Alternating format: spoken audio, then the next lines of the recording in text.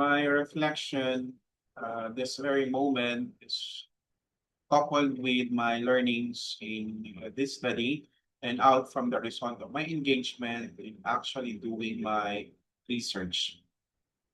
My engagement with the study of world Christianity and lived theology has not merely expanded my academic understanding. This has profoundly reshaped the way I perceive faith, theology, and the presence of the divine within the realities of human life. More than a field of study, this has become a space where my intellectual pursuit and my inner longing converge. I came to this reflection not as one who has fully arrived as a theologian, but as one who is still becoming, as a seeker animated by a deep and persistent question. How is God present in this world, particularly in the fragile, contested, and suffering realities of human existence? This desire draws me toward an academic community where theology is not confined in abstraction, but is lived, tested, and discerned within the rhythms of everyday life. It is within this horizon that my study led me to a fundamental shift in perspective from understanding Christianity as a fixed doctrinal system toward recognizing it as a lived, dynamic, and contextually embodied reality. World Christianity opened to me the realization that faith is not monolithic, but plural, not static, but historically and culturally situated. Theology, therefore, cannot remain confined to texts or doctrines. It must move into the lived experiences of people. It is precisely here that the lens of lived theology becomes central to my learning.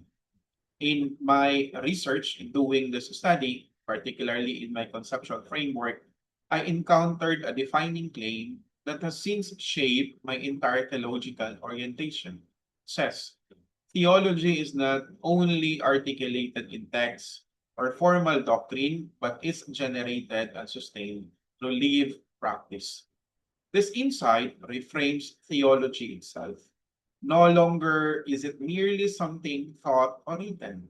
Rather, theology becomes something done, something inhabited, something that emerges through practice. As further articulated in my study, theological meaning is not primarily articulated through abstract doctrine, but is generated through faithful engagement with concrete socio-political realities. This understanding allowed me to see that theology is not external to life. It arises from within life.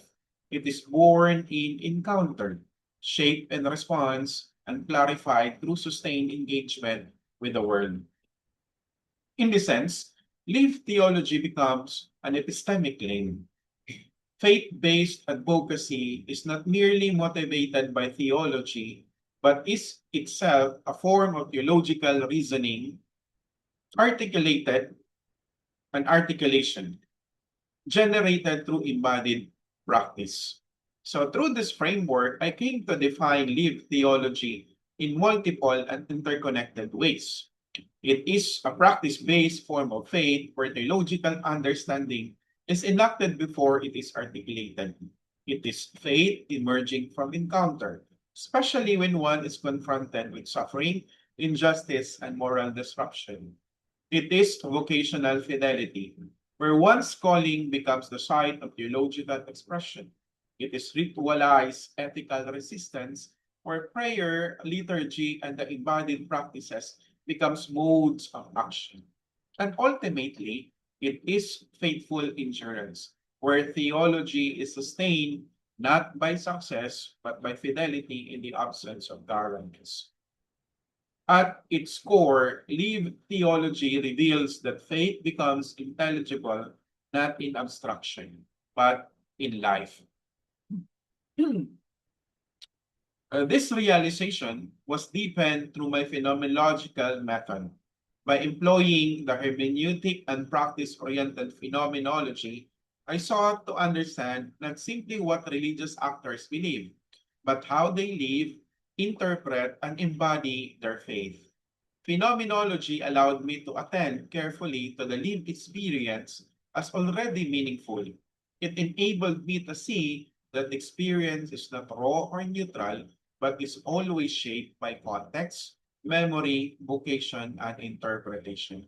As I articulated in my methodology, phenomenology does not seek to isolate consciousness from the world. Instead, phenomenology examines how participants interpret and inhabit their advocacy within concrete conditions of inequality, risk, and moral contestation. Through narrative interviews and deep engagement with my study participants, I encountered faith not as an abstract belief, but as lived response. Catholic priests, for example, or the religious sisters, did not begin with their advocacy from an ideological positions or theological doctrines. Rather, they began with an encounter with people, with suffering, and with injustice. From these encounters emerged a moral demand that could not be ignored. Advocacy, therefore, was not chosen strategically. It was experienced as a vocational unfolding of faith. One of the most profound insight I gained is that faith becomes real in relationship. As one participant expressed, faith becomes true when one stands before another who suffers.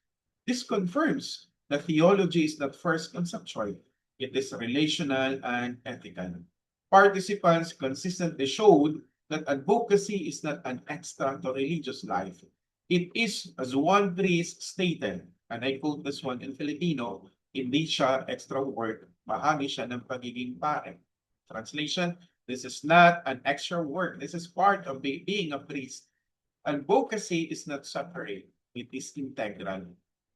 Equally significant was the role of ritual. I learned that practices such as prayer, Eucharist, silence, and even artistic expressions are not merely devotional supports. They are forms of ethical actions. As I reflected in my study, ritual practices function not merely as expression of belief, but as ethical actions that embody resistance. Prayer, in particular, emerged as a sign of discernment. It is not an escape from reality, but a way of engaging it more deeply. Participants emphasized that discernment precedes action and that prayer grounds their capacity to respond ethically even in situations of risk and uncertainty. From these lived experiences, I articulated what I now call sacred resistance as lived theology. This is perhaps the most significant theological insight of my research. Sacred resistance is not mere opposition or activism. It is a mode of faith in which theological meaning emerges through encounter, vocation, ritual, and ethical action under conditions of injustice. It is resistance that is grounded in conscience rather than ideology. It is sustained by ritual rather than aggression. It is oriented toward dignity rather than domination. In this sense, resisting injustice faithfully is already a theological act. Drawing from my findings, I synthesized the essence of lived theology in a phenomenological structure. Theology begins in encounter, where suffering disrupts and calls for response. What I described as a theology from reality, it is enacted through vocation, where faith becomes responsibility and presence. It is embodied in ritual, where ethical resistance takes visible communal form. It is sustained by agency, where courage remains guided by ethical restraint. It is oriented toward faithfulness over success, where perseverance continue even without guarantees. And ultimately, it is directed towards a telos of restoring dignity, where love itself becomes a form of resistance.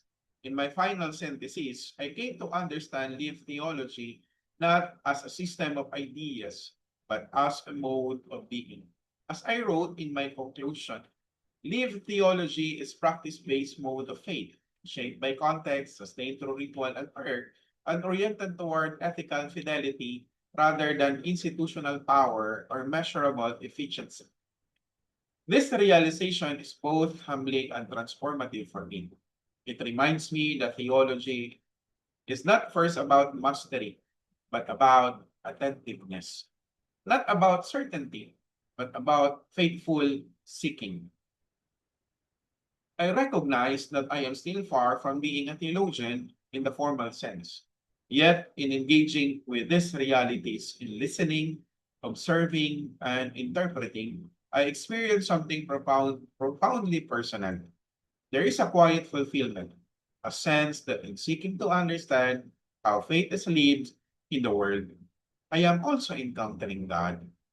It is as if the act of searching itself begins to quench a deeper thirst, a thirst not only for knowledge, but for meaning, for presence, for the divine. Thus, my desire to belong to an academic community is not merely professional, it is vocational. I long to be part of a community where inquiry is rigorous, reflection is grounded, and theology is lived. A community where faith is not separated from the realities of life, but is continually deepened through engagement with them. Ultimately, my study has led me to this conviction. Theology is not merely a discourse about God, it is a way of encountering God within the lived realities of history, struggle, and hope. And in this journey, I may still be learning, but I am already deeply seeking. Thank you very much.